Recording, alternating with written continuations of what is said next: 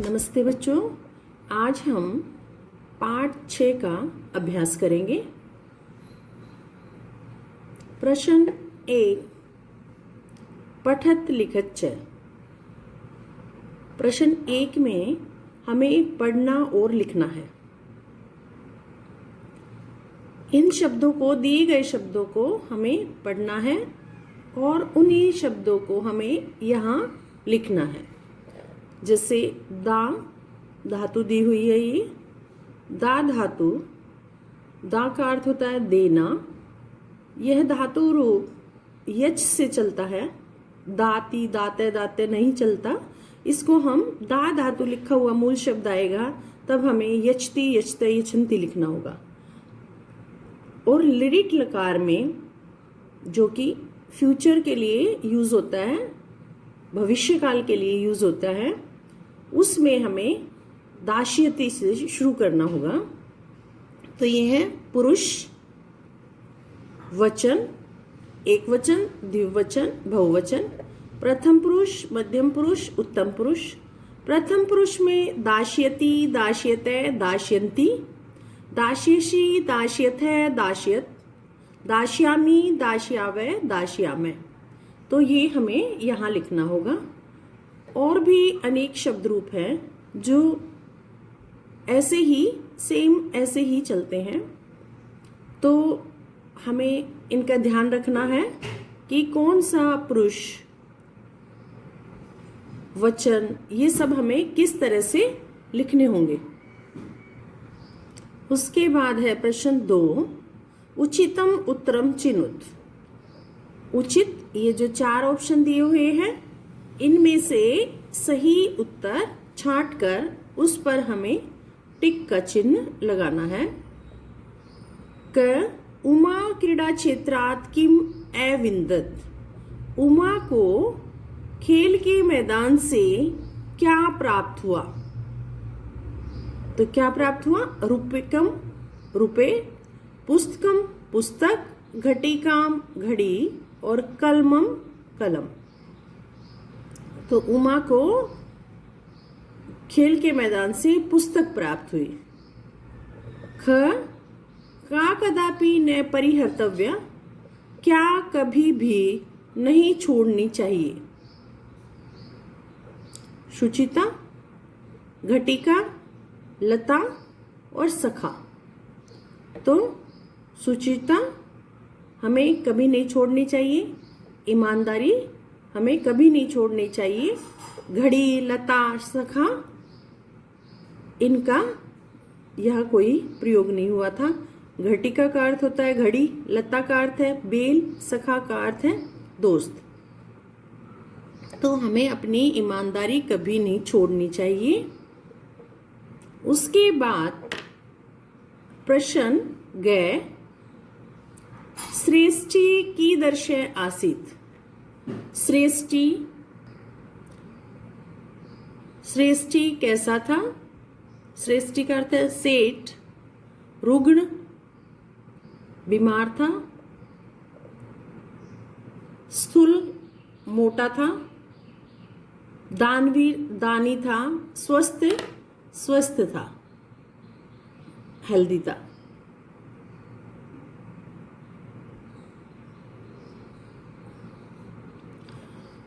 तो इसमें श्रेष्ठी जो है वो दानवीर था, दान देने वाला था, वह लोगों की सेवा करता था। घ श्रेष्ठी ताम अपश्यत, क्रियापदस्य लकार च। श्रेष्ठी ने उसको देखा, क्रियापद और लकार, इस क्रियापद का कौन सा लकार है? धातु रूप में इसका कौन सा लकार है? अपश्यत का कौन सा लकार है? तो अपश्यत, अगर हमने धातु रूप याद कर रखे हैं तो धातु रूप से संबंधित कोई भी प्रश्न हमारे अभ्यास में या हमारे प्रश्न पत्र में आता है तो हम इजीली बता लेंगे। इसलिए हमें एक धातु रूप तो बहुत अच्छे से टिप्स पे याद कर लेनी चाहिए ताकि हमें पता रहे इसमें कौन सा लकार है, कौन सा पुरुष है, कौन सा वचन है, इन सब चीजों का। तो अपश्यत, जहां अपश्यत वाली अपश्यत, अपश्यताम, अपश्यन ये लगाए, ये लंग लकार है। ये तो हमें और देखने की भी जरूरत नहीं है ऑप्शन, अगर हमें इतने अच्छे से याद है तो हम तुरंत उसका आंसर लिख सकते हैं। तो इसका है लंग लकार। रे पुत्र्या सह अत्र का विभक्ति, पुत्र्या सह में कौन सी विभक्ति का प्रयोग हुआ है? तो अब देखो, हम कारक हमने 7th में भी पढ़े हैं, लेकिन 8th में भी हम कारक पढ़ेंगे तो हमें पता चलेगा जहां सह लगा होता है, जिस विभक्ति के साथ सह लगा है वह तृतीया विभक्ति होती है हमेशा। तो इसमें सह साथ दिखाया है तो उसका मतलब है तृतीया विभक्ति। तो सबसे पहले हमें विभक्ति याद होनी चाहिए कि कौन सी विभक्ति है। अगर हमें शब्द रूप याद है अच्छे से तो हम विभक्ति बता सकते हैं। उसके बाद सह एक, अगर आपको याद हो तो मैंने 7th में भी आपको कारक शब्द कराए थे, तो उसमें भी मैंने बताया था कि सह के साथ तृतीय विभक्ति का प्रयोग होता है। तो आप तुरंत जवाब दे सकते हैं। प्रश्न 3, एक पदेन उत्तरत, एक शब्द में आपको उत्तर लिखने हैं। क श्रेष्ठी कुत्र वस्ती सम, श्रेष्ठी सेठ जो है वो कहाँ रहता था? सुंदर नगरे, सुंदर नगर में रहता था। ये आंसर सिर्फ आपको एक शब्द में ही देने हैं।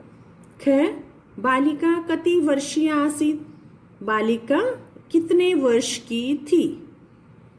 षट सप्तवर्षीय, 6-7 वर्ष की थी। ग बालिकाए सृष्टि किम अयच्छत, बालिका ने सृष्टि को, सेठ ने बालिका को क्या दिया? स्थूलम मोदकम, मोटा या बड़ा लड्डू दिया।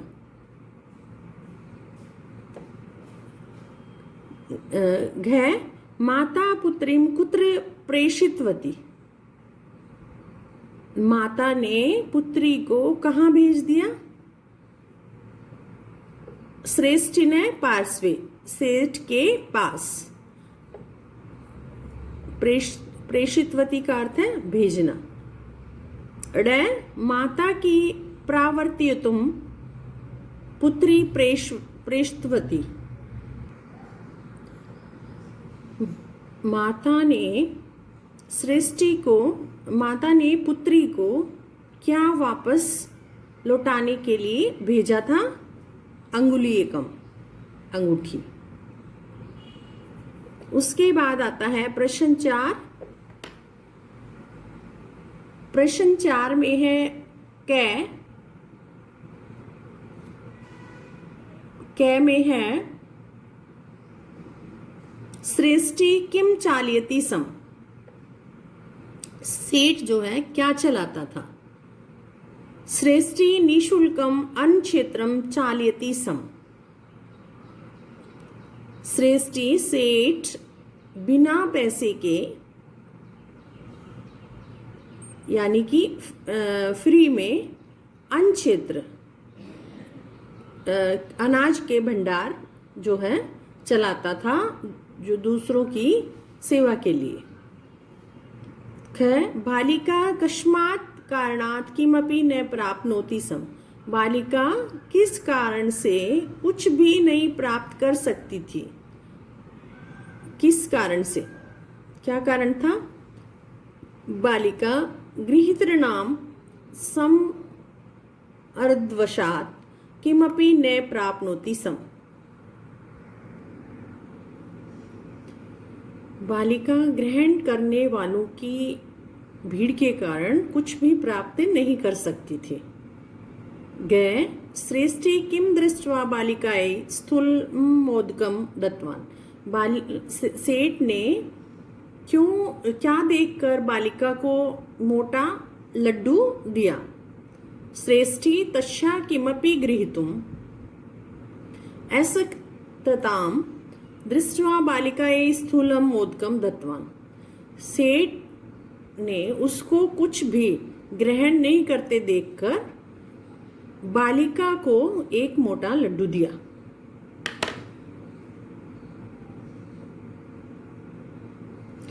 प्रश्न है मोदक त्रोटनेन का किम प्राप्नोत, लड्डू को तोड़ने से क्या प्राप्त हुआ। मोदक त्रोटनेन बालिकाया माता एकम स्वर्ण अंगुलीकम प्राप्नोत, मोदक लड्डू को तोड़ने से बालिका की माता को एक सोने की अंगूठी प्राप्त हुई। प्रश्न अड़े स्वर्ण अंगुलीकम दृष्ट्वा बालिकाया माता किम अचिंत्यत, सोने की अंगूठी को देखकर बालिका की माता ने क्या सोचा। सा अचिंत्यत यत् कदाचित प्रमादेन तद अस्मिन् आयातम स्यात्, उसने सोचा, बालिका की माता ने, सा उसके लिए है, बालिका की माता के लिए, उसने सोचा कि कभी भी हमें इसे नहीं बेचना चाहिए।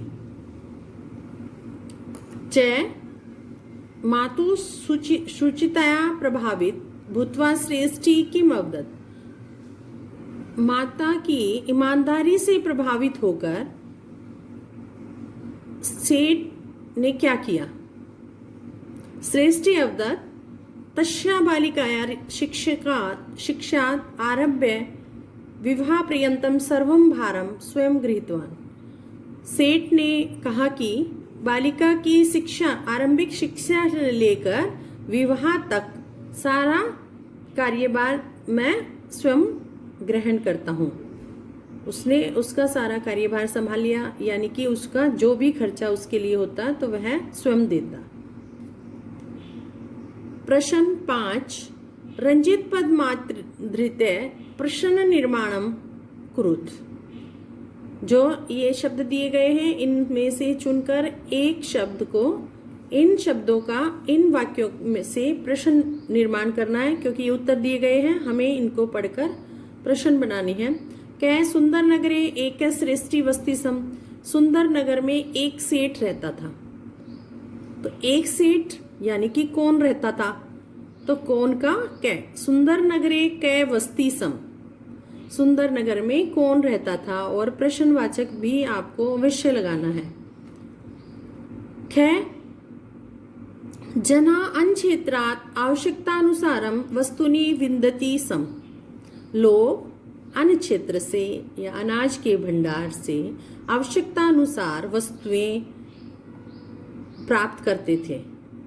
तो क्या किस लिए अन्क्षेत्रात्, जना अन्क्षेत्रात् आवश्यकता अनुसार वस्तुनि विन्दति सम, तो किससे, जना कस्मात् आवश्यकता अनुसारम वस्तुनि विन्दति सम, लोग किससे आवश्यकता अनुसार वस्तुनि विन्दति सम। प्रश्न ग बालिका समर्दवशात् किमपि न प्राप्नोति सम, बालिका क्या प्राप्त नहीं कर पा रही थी। बालिका तो कौन प्राप्त नहीं कर पा रही थी, तो उसके लिए है का समर्दवशात् किमपि न प्राप्नोति सम।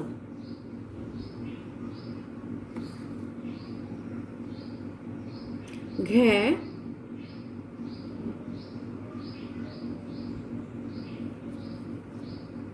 श्रेष्ठी ताम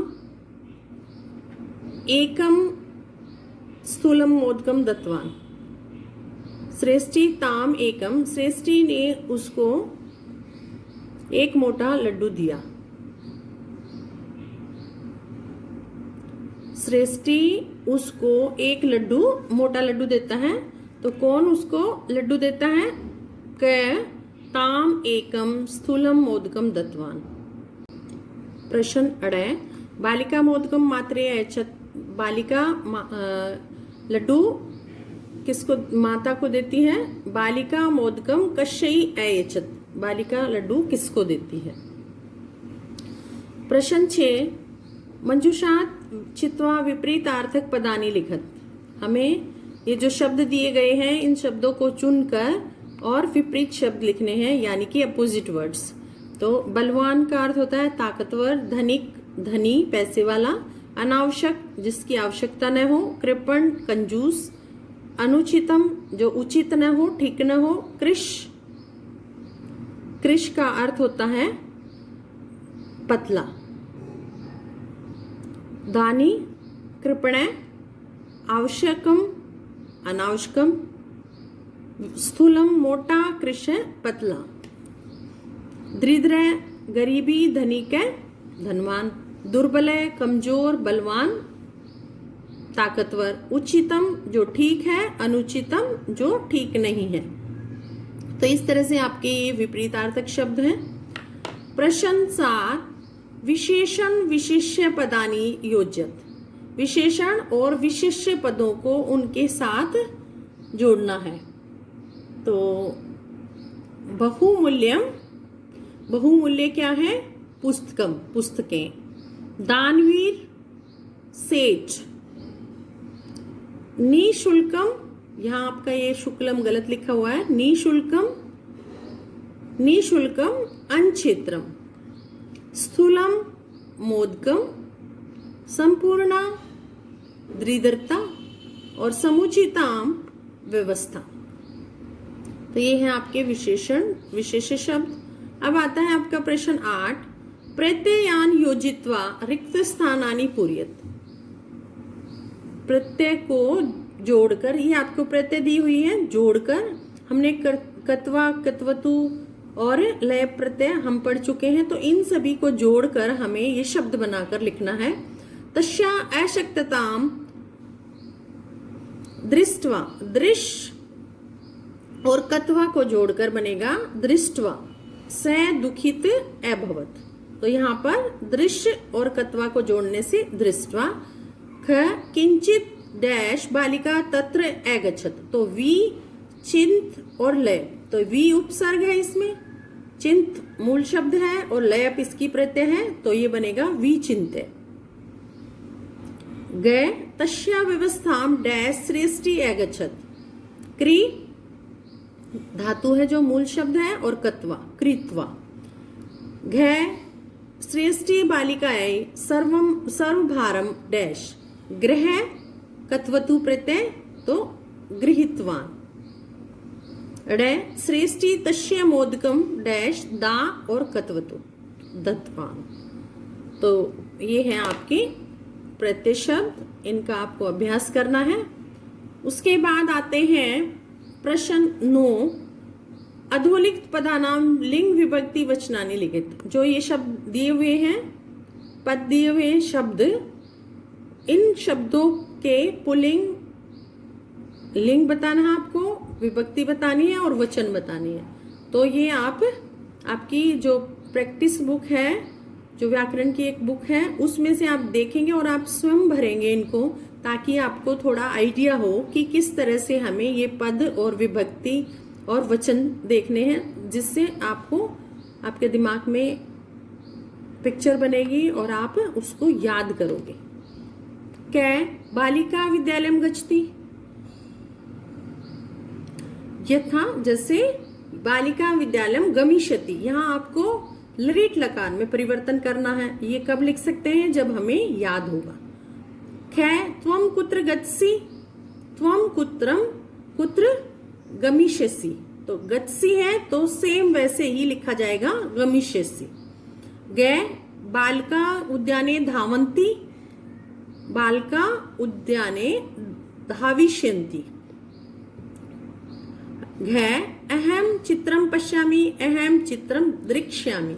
जो पश्य धातु होती है वो उसका जो लृट लकार है वो इस तरह से लिखा जाएगा दृक्ष्यामि। कुछ कुछ धातु रूप ऐसे होते हैं कि चार लकार एक जैसे, एक तरह से, जैसे पश्यति का सब एक जैसे चलेंगे, लेकिन लृट लकार है वो थोड़ा चेंज हो जाएगा। तो आपको इन चीजों का ध्यान देना है। अडय यूयम अधुना किम कुरुत, यूयम अधुना किम करिष्यत। तो ये आपको इस तरह से याद करने हैं और लिखने हैं। अब आपका यहीं पे पाठ समाप्त होता है। अब हम अगली कक्षा में मिलते हैं।